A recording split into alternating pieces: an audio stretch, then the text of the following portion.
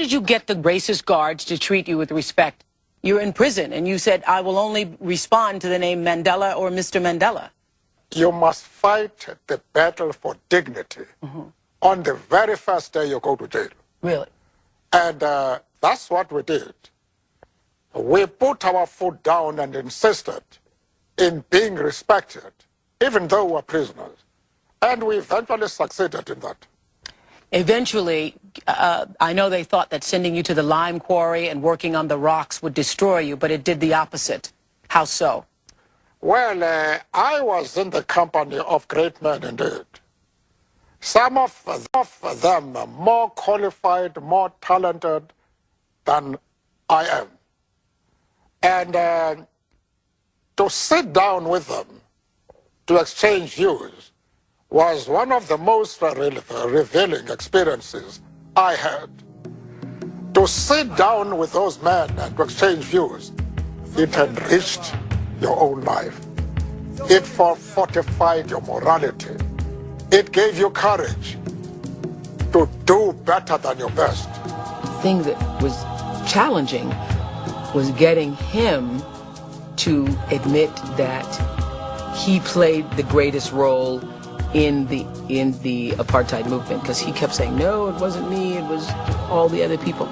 And I realized in that interview with him that that is what true humility is, that that's not just a, you know, like some people say, oh no, we've got to mention the other people's names. Oh, he was insistent upon not going forward with the interview without including all of the other people who were part of the movement. Well, I had said that you're one of the most humble person I'd ever met. I will tell you that when Mr. Mandela arrived today, he said that a producer met with him in the room, and he said, what is the subject of today's show? And they said,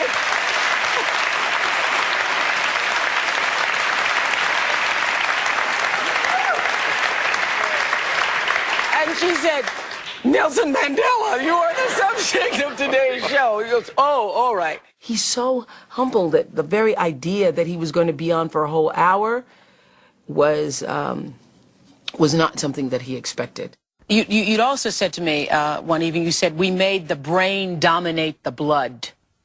Our emotions said the white minority is an enemy. We must never talk to them. But our brain said, if you don't talk to this man, your country will go up in flames. And for many years to come, this country will be engulfed in rivers of blood. So we had to reconcile that conflict. And our talking to the enemy was the result of the domination of the brain over emotions.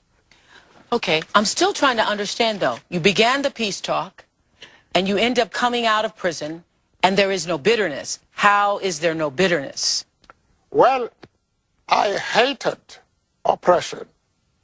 And when I think about the past, the type of things they did, I feel angry. You have a limited time to stay on earth. You must try and use that period for the purpose of transforming your country into what you desire it to be. A democratic, non-racial, non-sexist country. And that was a great task.